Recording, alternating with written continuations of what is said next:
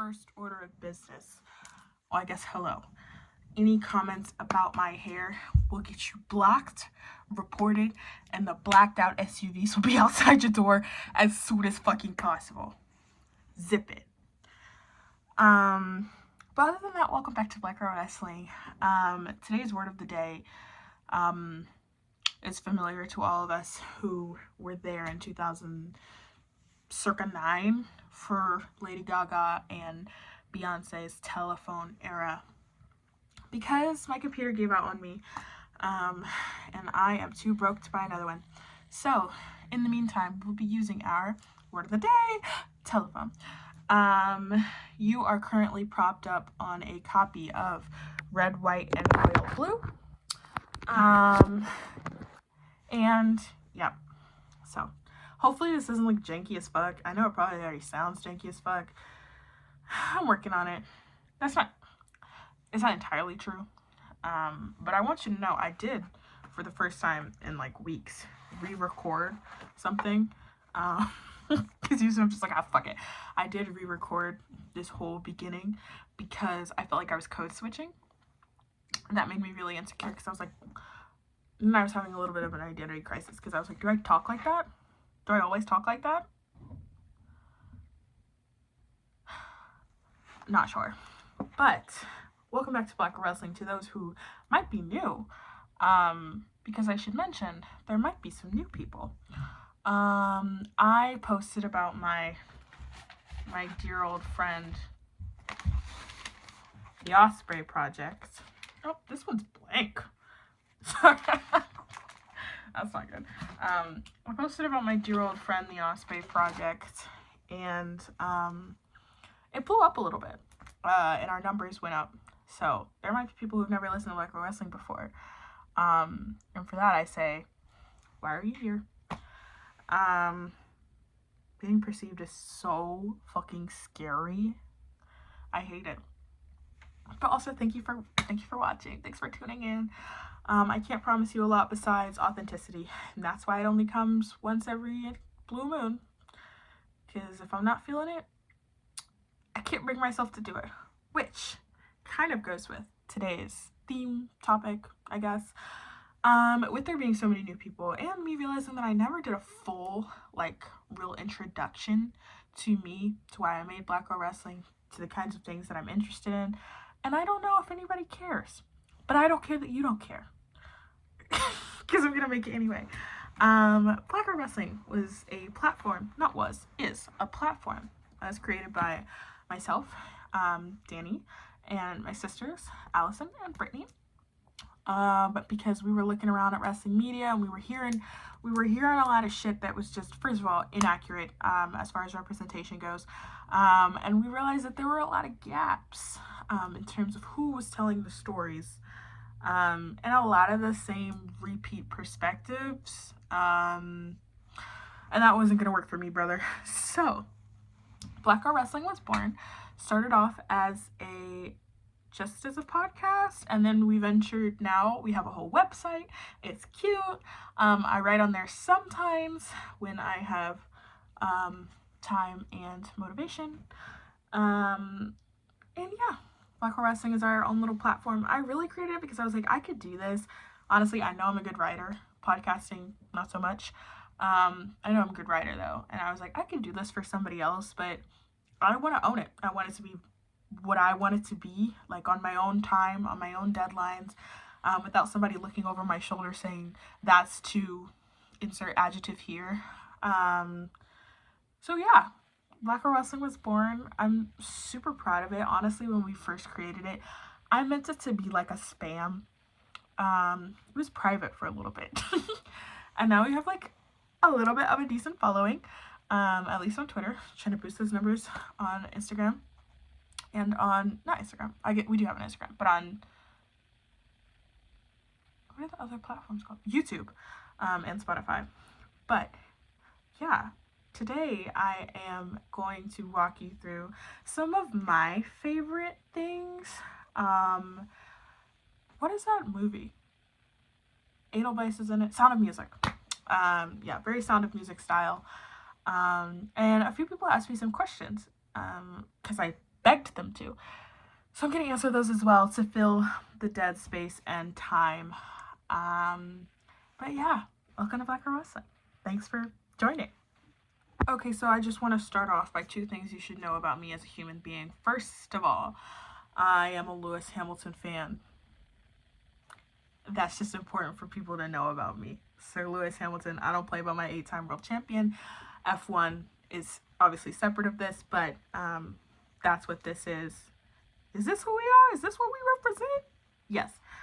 But second and most pertinent to today, Kenny Omega is my all-time goat of all goats of all goats. That's my dog. So as you hear me talk today and talk about some of my best experiences with wrestling and some of how I got into wrestling, that will undoubtedly be a reoccurring name and theme. Kenny Omega has been such a big part of why I even got interested in wrestling, why I stay interested in wrestling. So I'm not gonna lie to you and say that there won't be no repetition, because at the end of the day, I go back to my goats. I'm loyal. But yeah, so first, someone asked about, well, people asked a few different things. I should say, I did not really watch wrestling when I was younger. And that might be a bit sacrilege to some of you folks, but I didn't. I wasn't interested. I honestly, I thought it was like, I thought it was in my early 2000s, 8-year-old brain, I thought it was kind of boyish. But in my defense, not defending generals, but in my defense, at the time, a lot of the product was super misogynistic. That a lot of the stuff that you were tuning into week to week was super misogynistic. So I wasn't really interested in seeing any of that shit when I could go watch women's sports.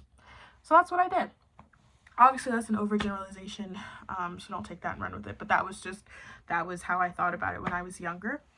As I got older, 13, 14, and YouTube became a pal of mine.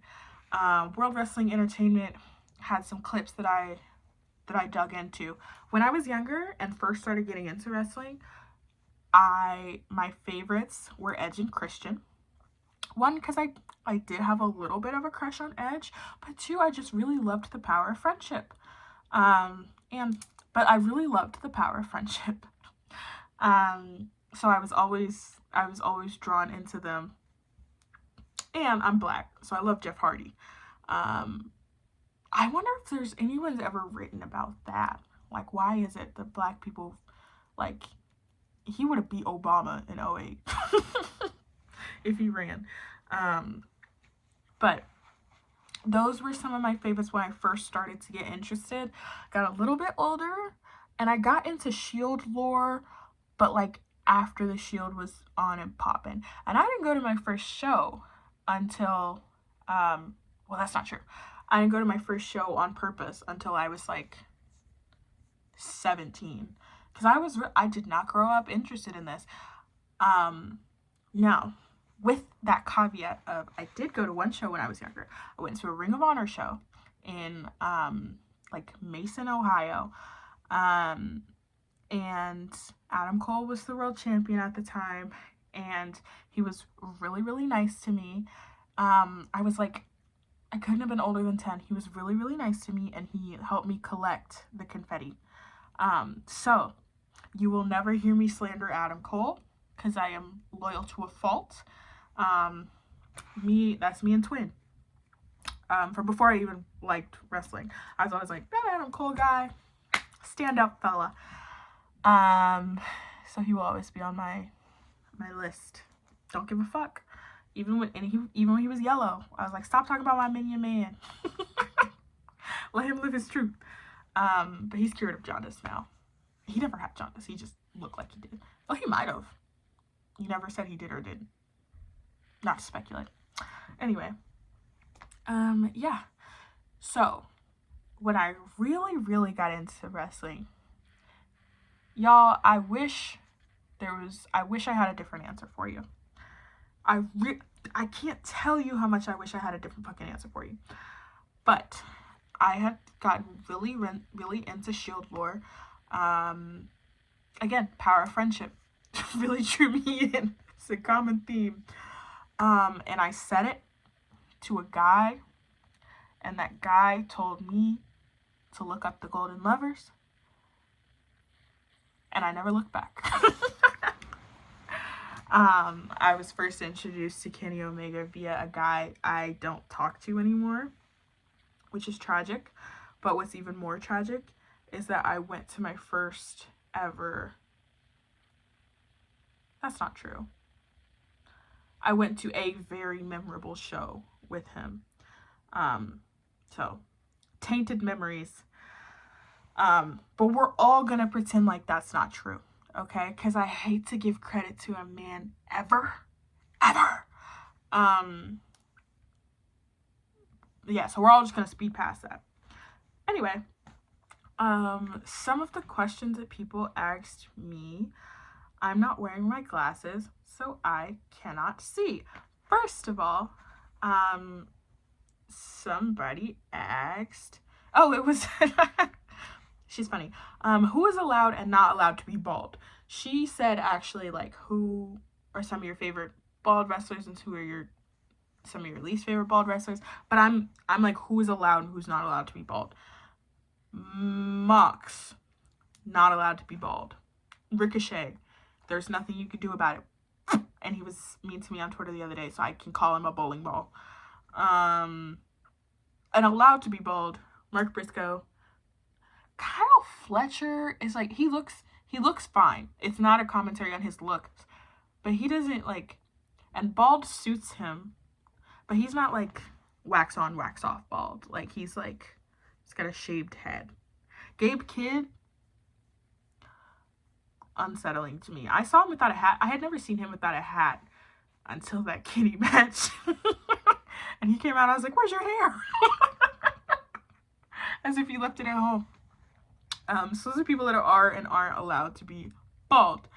Best show I've ever been to. My first and only pay-per-view so far. That's not true. I'm fucking lying. My first and only AEW pay-per-view was AEW Dynasty last year.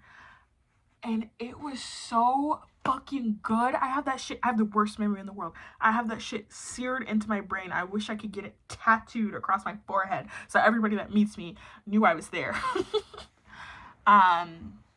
Ospreay Danielson, Swerve winning the title. Sleeper match, Okada Pac that was generational for fucking me. My favorite of the night. I think about that night a lot. And it was the first time I ever got, first and only time, because I've only ever been to one pay-per-view, media creds. I had media creds for that. And that is what led to a year of my life with Will Ospreay. My number one fan. That's how I'm going to phrase it, instead of me being like, oh, I'm his number one fan. Because I'm not. I was trying to do like a scientific approach to what... Ospreay answered my question. He said that he thought that this was his best match ever against Danielson. I was like, oh, I can't take that at face value. I'm a scientist. Also not true. So I was like, let me take a sample size of all his 5-star matches. And then I was like, well, 5 stars is just one guy's opinion. Like, I'm sure there's some sleeper hits in there. Let me go make sure that how can I be sure of what's 5 stars and what's not? Oh, I know. I'll just fucking watch all of them. So you will see as a recurring theme in my wrestling interest, my autistic hyperfixations. This one has lasted quite a long fucking time. But yeah, AEW Dynasty, best show I've ever been to. Loved it. Would love to go to another pay-per-view. I don't know if I'm going to Y'all In. I don't know if I could justify taking PTO, getting a flight, getting a hotel to see Mox in the Death Riders. I don't know if I can justify that. But that's a separate thing. But yeah, AEW Dynasty, best show I've ever been to. Ooh, what got me into Japanese wrestling? So, I should say, at present, considering my job, I don't have a whole lot of free time. in my free time. I am mostly watching AEW week to week. That's the only thing I can guarantee that I'm tuned into. I have a New Japan subscription, and I watch all the New pay-per-views, except the last one because I'm behind. But New Japan subscription. I have a Wrestle Universe subscription, but I that's because I don't know how to cancel it. I don't need that anymore. I have a Rev Pro subscription, even though that's me and my biggest enemies because they want you to pay for all the past pay-per-views. I'm like, why the fuck do I need to give you $20 to see something from 2015? Other bitches are not looking this up the way that I fucking am. An aside. But yeah, Rev Pro. I'll watch their major shows. I'm not tuned into DDT. I'm sorry. When I have heard that they have major shows, I have my ways. And CMLL I will catch on occasion. I don't watch AAA. I don't watch WWE for the most part either. No tea, no shade with AAA. I just don't at present. Don't really watch DPW. I'm telling you all the things that I don't watch. I watch a lot of wrestling. I have ever since I got really interested in college. I watch a lot of wrestling, but I'm not gonna sit up here and lie to you and say that I'm tapped into all these things I'm not tapped into, because that would be disingenuous. So, but I'm pretty tapped into New Japan in general, and Stardom will catch their bigger shows. But what really got me into New Japan Pro Wrestling, everybody, Kenny Omega. Yeah. Honestly, I started with Kenny Omega and worked my way backwards, if you want me to be totally honest. But I feel like people shit on new fans a lot of times, and it's like, how else was I supposed to get into it? Like, I didn't know who to watch. I didn't know who these people were. I was exposed to one person and to his lore, and that introduced me to all these other people and to all of these incredible wrestlers and these incredible talent. But I mean, you don't know what you don't know, is my thing. So yes, Kenny Omega got me into wrestling that wasn't just WWE, is what I'll say. And then I started with Kenny's match catalog, and naturally that led me to Ibushi's match catalog. Kota Ibushi is top 3 all time for me. Argue with your fucking mama. So yeah, but the match that really, really bolstered my love for Japanese wrestling, Okada Shibata, the last one. A controversial take, I know, because of what resulted. And did you guys know Shibata, they took his brain out of his body? But anyway, a controversial take, but that match to me, I was like, this is real hardcore, not hardcore, but like gutter shit. This is stiff. This is, fierce. This is vicious. And that I was already into Okada and his matches at the time, but that sent me in a deep Shibata spiral. And once I really got into Shibata was when I really started to learn more about the history of not just New Japan, but Japanese pro wrestling as a whole. And I came to appreciate more of the greats, rather than just the contemporaries. So thank you, Katsura Shibata. Let's see. These are fun questions. Oh, okay. What is a moment in a match that moved you? I was at an AEW Dynamite taping in Kansas City, and surprise, surprise, guess what I'm gonna mention? Kenny Omega wrestled Vikingo in the main event. I had never heard of Vikingo before in my fucking life. Vikingo came out and did a 450, I think, to Kenny through a table, and I was like, God, where did y'all find this bitch? And that was one of the coolest moments I can remember associated to wrestling, because it was being introduced to someone new with someone that I already love so much. It was just such a cool feeling, and the match fucking slapped. And it was a testament to just how good Kenny is, because he was really, really letting Vikingo shine. But anyway, yeah, so that's a match that I think about a lot. Let's see. Oh, was there ever a time when you stopped watching wrestling? Guys. Yes, a lot. I will say, I struggle to watch wrestling when I'm not as invested in characters. And I know that that's a little bit controversial to say because I mostly watch AEW. But I find a product hard to watch if I don't have, like, if I don't know a few people are going to be there. Like, there's a few people on rosters in the world that I'm like, if they're there, I'm there. If Ibushi's on a show, even though he's not his physical best at the moment, if Ibushi's on a show, I'm watching it. Doesn't matter what virus I have to give my computer. Doesn't matter. If Takeshi's on a show, I'm watching it.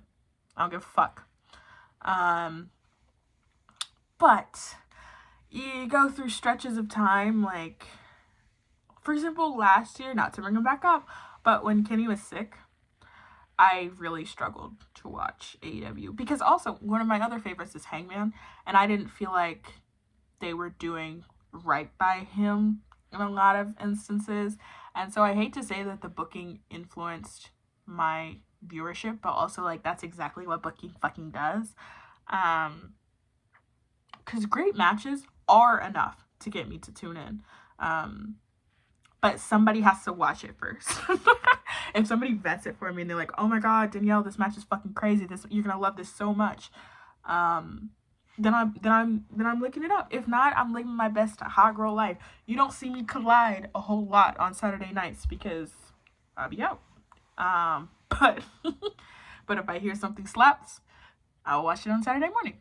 But yeah. I don't even remember what the question was, but have I ever stopped watching wrestling? Yes. I didn't watch for like the year that Kenny was out, and then I went back and I filled in the gaps. I didn't really watch. I stopped watching WWE for personal reasons as well as booking reasons. But that's a whole nother, I could talk about that in a whole nother video because I won't shy away from anything. I don't give a fuck. But I like Roman Reigns. So when I knew Roman was going to be on TV, I watched the clips. I watched the segment. I'm not going to sit up here and fucking lie to you. I do. To this day. But yeah. Ooh, this one was my favorite question, and I thought about it for a long time. What are my favorite moves in wrestling? So, I'm going to go with modern. Because I feel like if I go all time, that can have so many answers. I struggled to narrow it down to 5 of just modern. So people currently wrestling. Number 1, I am fascinated by it every time it goes viral as everybody else is. Whirling Candy. To this day, I know the physics of the move have been explained to me time and time again. They do not register as Mizuki's performing it. I don't get it. I don't fucking get it. And I don't want to. It's just one of those moves that I watch and I'm like, that is so fucking cool. I don't need to know how it's done. I'm also somebody, like, believe it or not, I don't like to overanalyze. I say that with, I don't like to overanalyze every single thing about wrestling because I think that makes it not fun. If you're like, oh, and then the technicality, and then not technicality, but like, you know, the technique's not as fluid, and this, that, and the third. It's like, okay, those things and those kind of criticisms I'm gonna leave to people with more ball knowledge than me. I've never stepped in a ring, so I'm not gonna tell you whether something is, you know, like sloppy unless it's blatantly obvious. I'm not gonna comment on those things and how moves are performed and this, that, and the third. I don't fucking know. I've never stepped in a ring and I never fucking want to. Yeah, Whirling Candy. I don't know. Every time I see that shit, I smile. Every time I see that shit. Speaking of moves that I am fascinated by, Pac. That Black Arrow is my favorite move I've ever seen in person.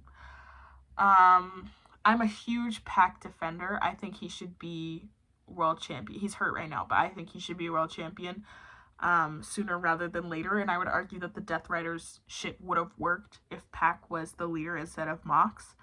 But I could argue that till I'm blue in the face. I don't know if black people get blue in the face. I've never seen that before. Maybe if they freeze. How do people in Antarctica not? Are there people? Wait, are there people in Antarctica? Is that the North Pole or the South Pole? That's the South Pole. Right? I don't think there's people there. I think it's penguins. What was I talking about? Pac. Black Arrow. I love that move. I love that move. I love that move. And every time I see him pull that shit out, I'm like, how is everybody not up on their fucking feet? How is everybody not giving this bitch a round of fucking applause? I forever fascinated by it. And like I said, the best one I've ever seen was that match with Okada at Dynasty. I was just marveling at it. You know what else, though? I forgot. As far as moments that made you stand up, I was there for round 4 of the best of 7 with the, not Death Riders, the Lucha Bros and Pac. What were they called? I forget. Versus the Elite. And that match was fantastic. I didn't love it as much as I loved watching some of the other ones on TV because they were on the ramp a lot. And I was in the brokey seats. So, and I wasn't wearing my glasses, much as I'm not right now. So, it was a lot of, get it, Matthew. Okay, Penta. But, yeah. Pac's Black Arrow up there for me. You know what else is up there for me? Jeff Cobb. I know he's going to World Wrestling Entertainment. But Jeff Cobb's Tour of the Islands. I love that move. And I feel like we're way too casual about it. It's like, oh yeah, Tour of the Islands. That looks so fucking cool. And it looks really painful. I don't know if it's just because he's really strong that I wouldn't want to be thrown by him at all. But yeah, that's one of the few moves that I'm like, it stops me in my tracks every time. And I don't think it gets enough credit for how cool a move that it is. Ibushi's Phoenix Splash. I am kind of going a little bit like carbon dating, because it's not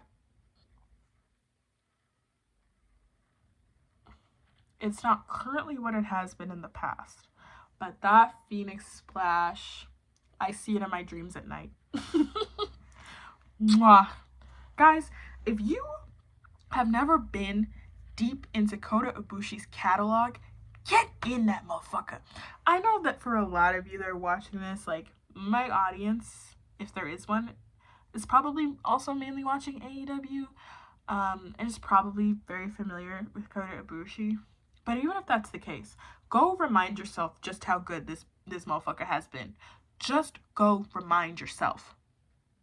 Because we hear a lot of chatter, we hear a lot of discourse about him and about his current state, this, that, and a third. Okay, whatever. Don't forget who built this bitch. That's my girl. I'm a ride for her, if you can't tell. Ibushi's Phoenix Splash on a good day. A couple other honorable mentions. House Call.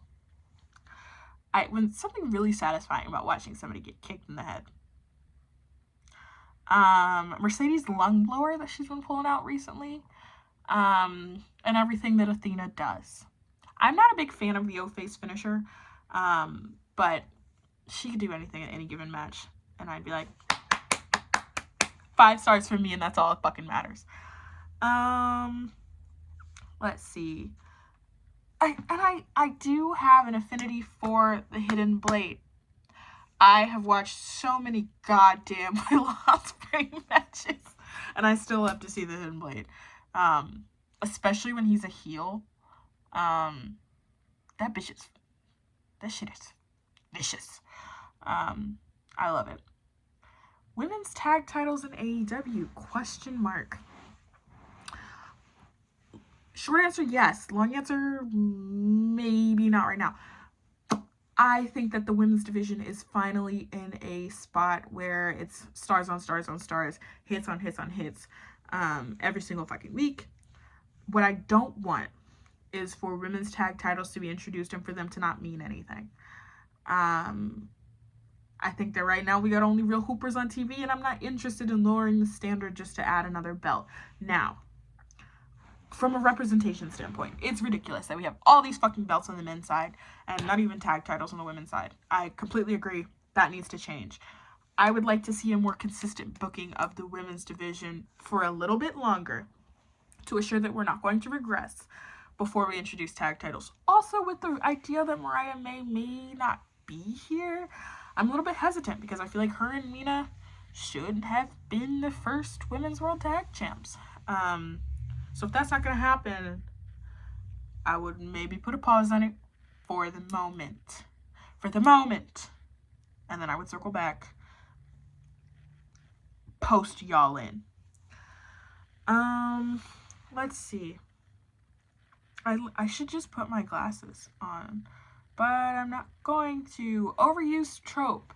Currently it's Daniel Garcia always being involved in some kind of fucking custody battle. I think that it's odd that we keep going back to storylines like this when he's proven time and time again that he's a grown-ass man who can more than handle himself in the ring. I don't really understand why he keeps getting Lil Bro'd by everybody. Even as TNT champ, he just kept getting Lil Bro'd. He can stand on his own 2 feet. I'll let him do that. So the whole custody battle thing with DG, I'm not a fan of. What I will always be a good proponent of is I love a good enemies to lovers, enemies to friends storyline. Can they coexist is always interesting to me too. But I think that needs to be handled a little bit more delicately.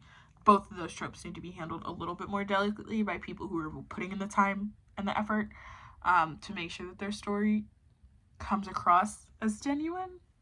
Because it can get really corny really fast. I.e., let me not say that.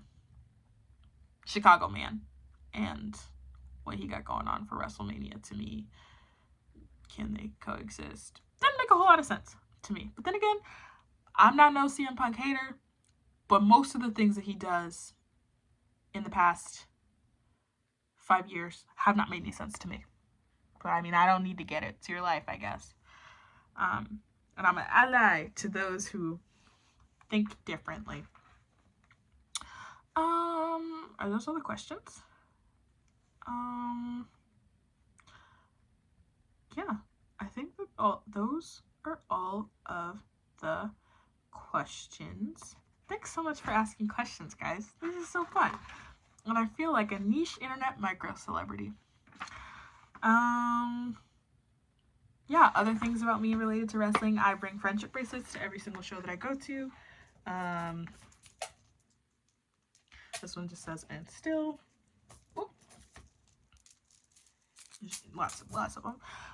Because I think that day by day, show by show, match by match, we need to really take over. Let's make everything more pink. Let's make everything more girly. Let's make everything softer. I think that for so long, one demographic who can get really grimy have been running wrestling. And so I like to be the total antithesis to that, because it upsets those people even more. What else? I will never take down my pinned tweet, because those are the things that we stand for.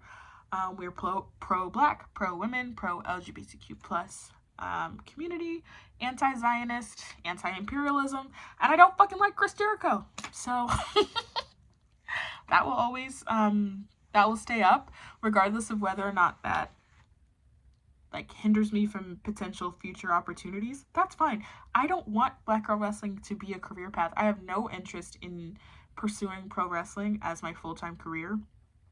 I'm very fulfilled in what I do currently and have no interest in changing that. This is a fun little side hobby for me, and I don't ever want it to be anything more. So I'm perfectly okay with standing on what I stand on. I would do that regardless, but I stand on what I stand on. What else? I'm trying to think of some other fun facts, maybe.